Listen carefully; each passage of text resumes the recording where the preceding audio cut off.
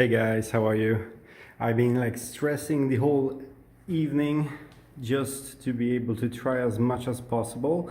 And everything takes time, of course. I had to set up some configurations for the HOTAS, for the wheel, for the joystick, everything. I was switching in between. So yeah, I tried first of all, the Digital Combat Simulator, first of all, of course, and then Aerofly FS2 Flight Simulator. After that, I went for Skyrim VR and Onward and Pavlov.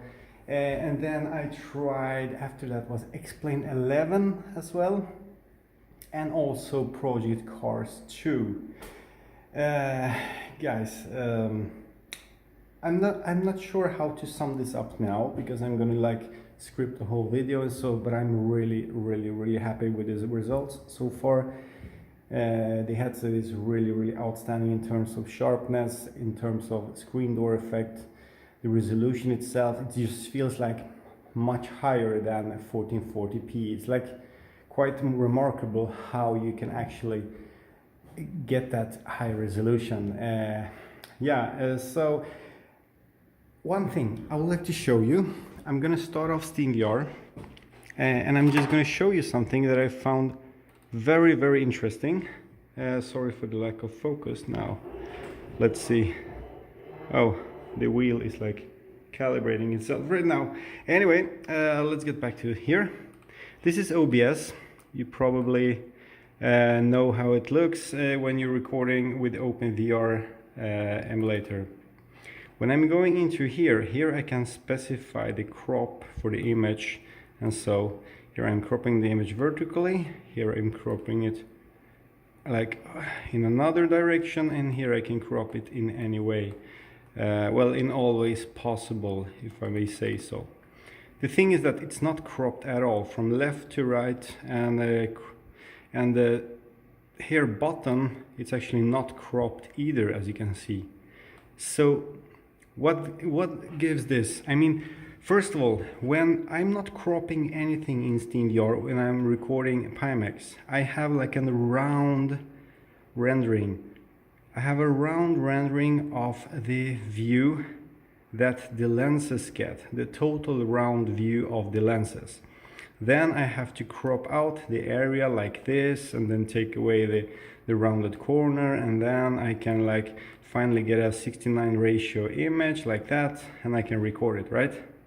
The thing is that here it's not necessary, which makes me think that the image is just rendered natively 1440p straight away to the panel without any kind of borders, anything like that. And basically like probably like 90% of the panel and the image which is rendered is actually in use or utilized.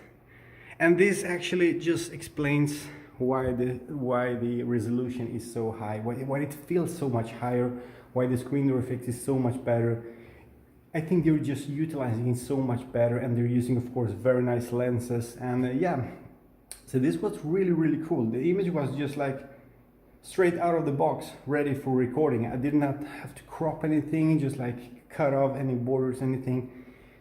And then when I look in SteamVR, as I said before, it's actually 1440p. I was now running at 150% when I was doing some games, because it looks so much better. It is really super sharp, especially in X-Plane 11 stuff. But still, when I'm running at 100%, I get native 2560 x 4040, which I've never seen in another headset, which is really cool. Next thing, performance. The performance, thanks to this resolution, is simply better in all the games I've tried. The performance is awesome in Skyrim, in everything. I'm running with an RTX 2080, not the 2080 Ti, which means it's similar performance to the 1080 Ti. And I had no problems whatsoever playing it on max settings with that resolution, super sharp. And when Skyrim, for example, is such sharp as like never before, you know, without that screen door effect, with more clarity and just sharpness, even when you added the TAA, the um, temporal anti-aliasing, right? Even when you add it, the image just doesn't feel wrong. When I do this on Pimax, the anti-aliasing just looks so bad. It's just everything just looks so blurred. But here, you're just taking away all the aliasing, but still the image is sharp and it just looks so stable and natural. And yeah, so that really struck me when I saw it, just like, wow, it really looks good with anti-aliasing. Of course, in-game super sampling was at 100%, so it was like, in-game it was maximized, and also in SteamVR it was at 100% actually only. So it was natively 2560 times 40. Onward was awesome, as I said in my last clip. X-Plane 11 ran actually really great. I was not using FPS VR. I'm not sure if I'm allowed to actually report any like benchmark results or performance, but I can just say that the performance was better on XTAL running it here than it is on the Pimax, probably because of the resolution, and it also looked less jaggy and more sharp. It just looked better at distance, at really far distance. It looked great. It's not the best game for super sharp horizon and things in scenery. I think the Aerofly FS2 was much better for that. It looked just beautiful. It was just like it was fantastic. Aerofly FS2 is really, maybe not a great simulator, but it's really a show off. It really looks like flying for real or something. It's just like when you're sitting in that Cessna and recording some stuff, of course, it's just like looking through the window. It's yeah, basically. Project Cars 2 actually looks much better here for some reason. I'm not sure if there's any tweaking made to the settings here. I've been into the settings. It looks like it's on medium, but I think that's actually the super sampling in game is still on 1.0, the default. So I think basically that the native resolution, the panels, the less screen door effect, everything just makes it more sharp at distance. It's beautiful. The performance was not 100% smooth, but it was still better than on Pimax without tweaking. And yeah, I was about to test Assetto Corsa as well, but I'm just thinking I'm gonna skip that. It's getting like 9 o'clock p.m. I need to eat something. I've been here all day since breakfast. So I need to eat something. I need to let the decoder go as well. One of the XTAL guys, the only one with me, he's sitting over there, if you can see me. Hi there. So yeah, he's so kind to just wait on me until I'm finished with the recordings. Now I'm just going to transfer them to my hard drive so I can get them home. And of course I have a recording of me playing on my camera. So yeah, I think these were the games I was playing. I planned to play IL-2 Sturmovik, but it was just too slow to download everything. It was just not enough time, so I just skipped that. We're gonna take that later on when we receive the headsets. By the way, it's gonna take a while.